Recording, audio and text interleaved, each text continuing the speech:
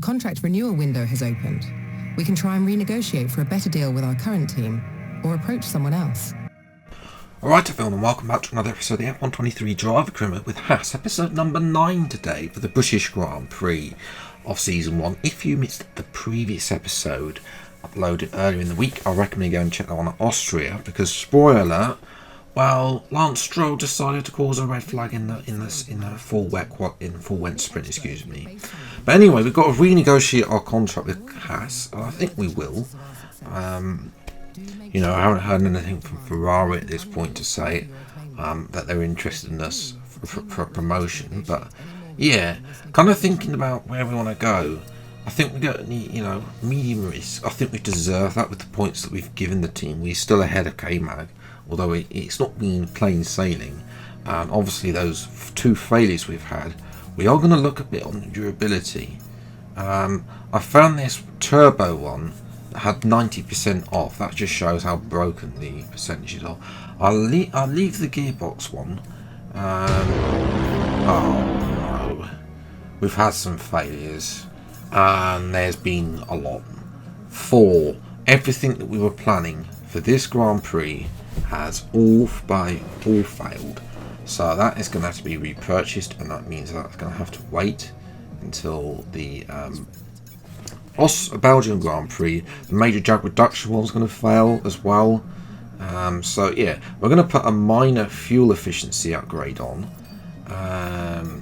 We can't put the gearbox one on because it's it's stuck. One thing I'm going to change though is red flags. I think we've had a few too many on increase, so I'm changing it to standard. But yeah, from Ollie, we've been having issues with some of our equipment in the factory for the last week or so. The numbers we've seeing in the test post-fabrication haven't been even in the ballpark of our design estimate. We're confident that we were corrected the issue, but there's no salvaging anything we had in the pipeline. So all of that's failed. I wish I'd told me that earlier, as opposed to waiting until the next Grand Prix. And it's going to be a wet qualifying as well. So, this is going to be on the back foot, I think. Mercedes have overtaken Ferrari. I think, were they behind Aston Martin as well? I can't remember. As well, Alpine have brought an upgrade though. Fortunately, McLaren have not, because I think they are our big rivals now. I think Aston Martin, yes, we had a hand up against them in the early part of this career mode. Alonso has just been, the past couple of races, just been scoring fourth and fifth places. He has been doing very well. We obviously need to improve as a team. We need to get K-Mag scoring again. We need to obviously try and finish a race. That would be nice as well. But yeah, into qualifying then. Not a great start for the weekend, because our first lap up was only good enough for what was P16. Actual fact, behind Kevin as well. Now I should point out that the AI is on 102 at this point, and I think that's a little bit too high. But I decided to just leave it and think, oh, it's just the rain. As well, we'll have to wait and see how we get on the race with 102. Obviously, we'll look to amend that as follows for Belgium, because as was in F122, the AI are not consistent with track to track again, which is just typical. Yeah, I'm finding though, I don't know if that's some of the new pad stuff they put in, which is why I'm able to ride a high difficulty than previous years. Anyway, obviously we're here at the end. I did think about going for dries, but it's just a little bit too wet, unfortunately, for the dry. So we are on inches. We are 4.5 tenths up though, so it got dry throughout the session basically, as well as we come now through into these final sections. Not taking a little bit too much curb there. That curb, I'm not particularly enjoying that corner as well. And then understeer here, the brake assist doesn't work as typical there. And then through the final couple of corners, up to the line, it's 5 tenths improvement, but is that enough for anything significant? No, P14.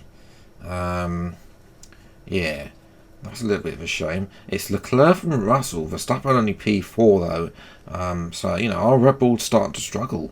Bearing in mind Ferrari, they've seen so many issues. Tyre wear is an issue for them and for us. So Yeah, well, from 14th on the place, we'll have to, excuse me, on the grid, we'll see what we can do. Time for the race. We meet again at Silverstone for one of the great Formula One races of the entire calendar. With a barely believable capacity crowd creating a phenomenal atmosphere, it is time for a race that puts a smile on your face. It is time for the British Grand Prix. Silverstone Circuit is comprised of 18 corners, 3.6 miles, with DRS detection zones at Village and Maggots. Your overtaking opportunities at the end of the Wellington and Hangar Straights. You've got to be brave on the throttle in order to succeed here. It's time to see how our drivers are stacking up after yesterday's exciting qualifying session. Fantastic effort from Charles Leclerc yesterday, and it's put him on pole. And starting next to them is George Russell. Looking at the rest of today's grid, we have Perez, Verstappen, Hamilton, Sainz, Fernando Alonso, Ocon, Tsunoda, Gasly, Bottas, Phoenix, Stroll, De Vries, Albon, Oscar Piastri, Norris, Sargent, Magnussen and Zhou Guanyu. Which of these talented drivers will come out on top today? With me today, of course, is Anthony Davidson. Now, can I get your take on Max Verstappen? Joined in the commentary box by Anthony Davidson, and they've got a new engine in the car. They're going to take a grid penalty as a result. It could mean a tough race. Everyone has to deal with penalties or reliability issues from time to time throughout their career. You just have to suck up the pain and get on with the job at hand. Today isn't about performing a miracle to put the car back where it should be. It's about effective damage limitation. We're still in with a chance of winning this title. We need you to push as hard as you can in the 5 remaining races. No, Mark, we are definitely not within a chance of winning the title. Definitely not. We haven't even got 5 remaining races anyway. We've got more than that. We've got 7 after this race. So, Anyway, race strategy. Yeah, not great to be honest. Looks like hard medium is the fastest on the Delta, even though it wasn't suggested for us. That's why I did play about with the medium hard, but it seems hard medium is 3 seconds faster apparently. So yeah, well, let's see what we can do. 5 red lights then for our home race, the British Grand Prix, and away we go. And it's a good start. In actual fact, it's a great start through the middle of both the Alpine and AlphaTauri. Can we have a look around the outside of, I think that's Ocon? No, we can't. Get a warning from the FIA for contact with Tsunoda. There is a replay on board with Yuki. He's had a great qualifying affair to be up in P9 in what is one of the slowest cars on the grid, but he's lost out to Gasly as well.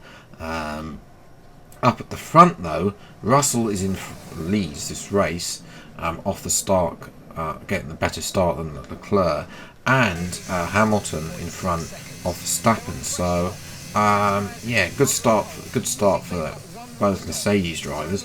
We are battling with Pierre Gasly in the second Alpine to try and hold on for P9. That's going to allow Tsunoda to pop out the inside, so Yuki running well. He's in the points, which could be AlphaTauri's first points of the season, and so far they have not scored any so far.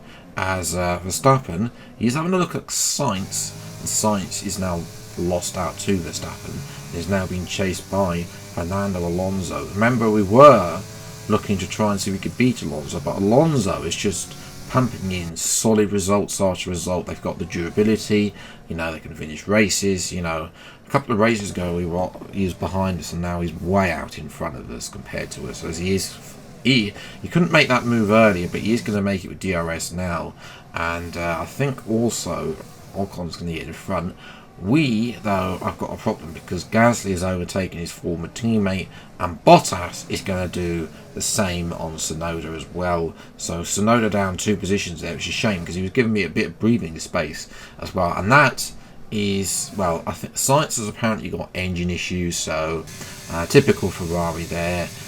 That means that he's lost position. We spit sideways there with Pierre Gasly, with a bit of drifting there, a bit of tyre bang. Didn't mean to tyre bang, but we are defending, trying to hold on for P9, which actually comes P8 on lap 6 because Leclerc has pitted. So he's on a 2-stop again in this career mode. I suspect a lot of the people on softs are one stop, which means we need a tyre wear upgrade as soon as possible. Tyre wear will have to be a focus. Gasly is sitting duck because we have DRS. Back up to P8, and DRS is a problem on this game. It does need to be fixed because it is way overpowered as well. But what's going to help us out there is that Gasly has locked up, and that's going to bring him outside of DRS as well, which is actually going to leave him a sitting duck to Valtteri Bottas in the Alfa Romeo. Bottas only scored 2 points so far. Bottas is through on Gasly there, as Verstappen was behind Alonso, but now I think Alonso's tyres are finally starting to go off as well. And that's Hamilton taking the lead away from George Russell at the front of the grid. So it's a swap between the Mercedes duo. Perez is lurking as well, so that those three are fighting it out for the lead of this race. As well as Bottas goes through with DRS. We tried to have a dive down that corner, gone wide with the wall of understeer. Didn't mean it would go wide, but there we go. We're going to have a dart down the inside here. Bottas just about gives us the space down the inside. Otherwise, it could have been a race-ending collision there as well. But Bottas gave us the space, and we're back up to P8 now. I'm trying to hold on for this position really, but again, I think the AI are a little bit too high. Again on lap number 10, Bottas is going to have almost there. So we're almost sideways from making that corner. Again, a bit of contact there, and Bottas has had an issue on one of the curbs. I think his rear end has stepped out as well. Yes, what is it, front? Yeah, rear end or front end stepped out. Piastri had a look at Bottas, but nothing doing there for the young Australian. Piastri will have to wait. Back to lap 12, and here is Bottas again in front of us, and again we've obviously let him go in front, and there's Piastri with DRS. So Piastri is in front now of Bottas with DRS. We do defend from Piastri. It doesn't really matter because they're all coming in. So this is the crucial part of the race. We need to keep our pace up, and that's we're setting orange sectors really, as there through goes Sergio Perez. We're not improving on our lap to lap. Russell's gone through as well, and we're coming in again lap 14. 12 laps to go. We've done 14 on these hards, which feel very plain, very ordinary. We need a tyre wear upgrade ASAP. Leclerc has done 2 sets of soft tyres in the time we've done our hard tyre stint, and is now coming in the same time as me to fit the medium. So yeah, obviously tyre wear is going to be a big focus for us already in the next episode of Belgium. We're out in front of Leclerc, but I think Leclerc will be probably going past. He has been catching us while we've been battling. This overcut strategy has not worked at all again, so the next race we will be not doing the undercut strategy. It's clearly that is the way the game goes, unfortunately, with new tyre wears, new tyre being a lot OP, and again that's something that needs to be fixed. One thing that also needs to be fixed is the DRS, because Bottas is just a sitting duck. He must be fed up of seeing my Haas go past lap after lap after lap, and we're just easy to get there. We are chasing these three, Magnussen, Stroll and Albon. I'm hoping that Magnussen can get in the points. We can try and gang up on Piastri as well, but Stroll is coming back, has a tyre advantage and a car advantage as well over Magnussen. It should really be a lot higher than this Stroll as well. We've actually caught up to this lot. Magnussen's lost out to Albon with DRS on the previous lap, but then he closes DRS early, K-Mag, and we're just going to send it down the inside on the better tyres of our teammate up to P12. I'm hoping K-Mag can just follow us through on Albon, as we try to have a look at Albon there at the penultimate corner, but nothing doing. But we obviously need K-Mag to start scoring points with us, because here is Lando Norris. He's comfortable in P7. There's Carlos Sainz, struggling in P8.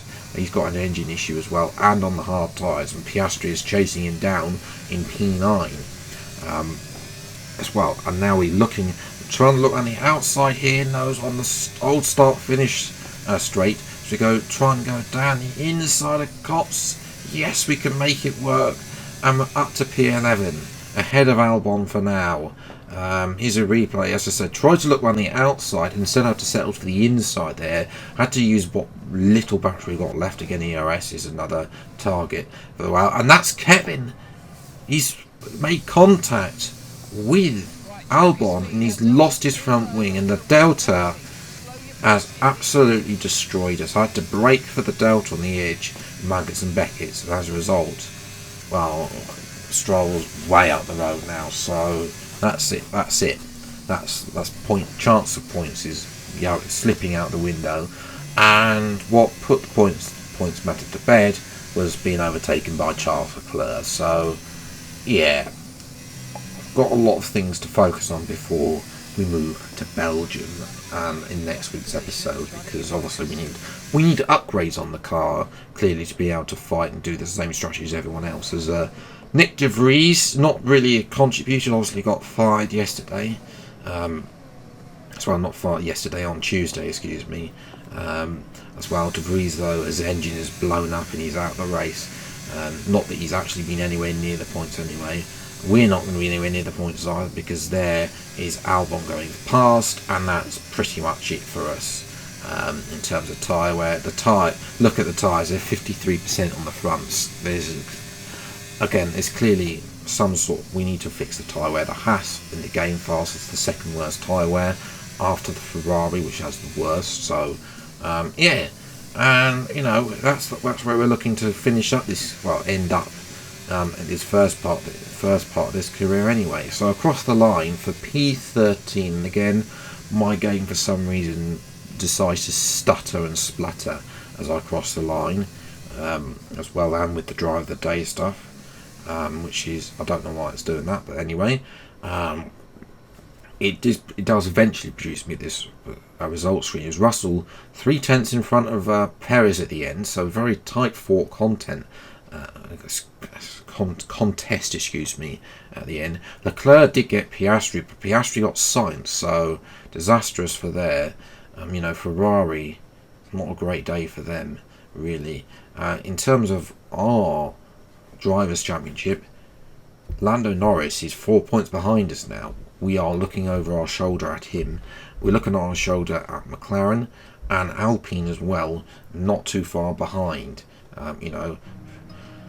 Well, and Lewis Hamilton has announced that he's not going to be taking part in this career mode after this season.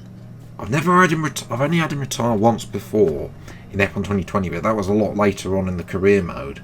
I've never had him retire this early. It's usually like Alonso or Raikkonen when he was racing, that they would retire that early. So yeah, well, get your Hamilton. If you're Hamilton supporters, get yourself in now, because this is all you're going to be seeing of him in this career mode. We obviously there's going to be a change at the end of the season, who replaces Hamilton. We'll have to find out in 8 episodes time as well. But yeah, that is where I'm going to leave it today's episode. If you have enjoyed, leave a like, subscribe if you're new to the channel. See plenty more F1 23 driver comment videos as when they come out. Until the next video, then I'll see you next time. Take care, enjoy your day, and bye.